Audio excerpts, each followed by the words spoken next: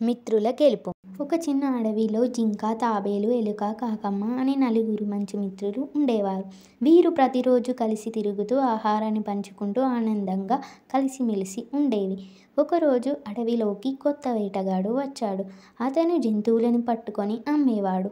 ఆ వేటగాడు పెద్ద వలలు, ఎరలు వేసి జంతువులను పట్టుకునే ప్రయత్నం మొదలుపెట్టాడు.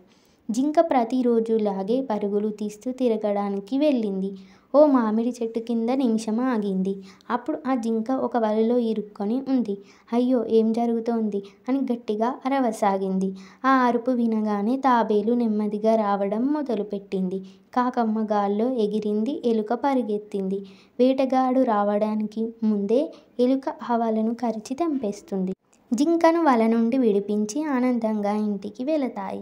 మరుసటి రోజు వేటగాడు కోపంతో ఊగిపోతూ, ఈ జంతువులకి ఇంత తెలివి ఎక్కడిది అని అనుకుంటూ అడవిలో అన్ని చోట్ల మరిన్ని వలలు, ఎరలు బిగించి వెళతాడు.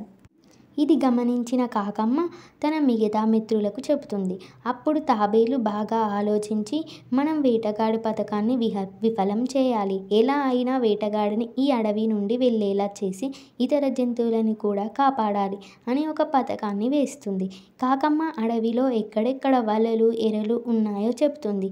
జింక, తాబేలు వేటగాడి దారులను మళ్లిస్తూ, తిప్పిస్తూ ఉంటాయి. ఎలుక కాకమ్మను అనుసరిస్తూ వలలు, ఎరలు కరిచి తెంపేయడం మొదలుపెడుతుంది. ఇవన్నీ గమనించిన వేటగాడు అలసిపోయి, ఈ అడవిలో తెలివైన జంతువులు ఉన్నాయి, ఇక్కడ వేటాడడం వృధా అని అనుకుంటూ అడవిని వదిలిపెట్టి వెళ్ళిపోయాడు. ఇక ఆ నలుగురు మిత్రులు కలిసి ఆనందంగా మాట్లాడుకుంటున్నారు. మన బలం ఒక్కొక్కరితో లేదు, మనం కలిసున్నప్పుడు మాత్రమే ఉంటుంది. స్నేహం, సహాయం, తెలివి, సహనం ఇవే మన ఆయుధాలు అని చెప్పుకుంటూ ఆనందంతో మునిగిపోయాయి. ఈ కథలోని నీతి, ఒంటరిగా బలహీనులమే అయినా కలిసుంటే ఎంతటి కష్టాన్నైనా ఎదుర్కోవచ్చు. స్నేహానికి అంతటి శక్తి ఉంది. మరిన్ని కథల కోసం ఈ ఛానల్ని సబ్స్క్రైబ్ చేసుకోండి.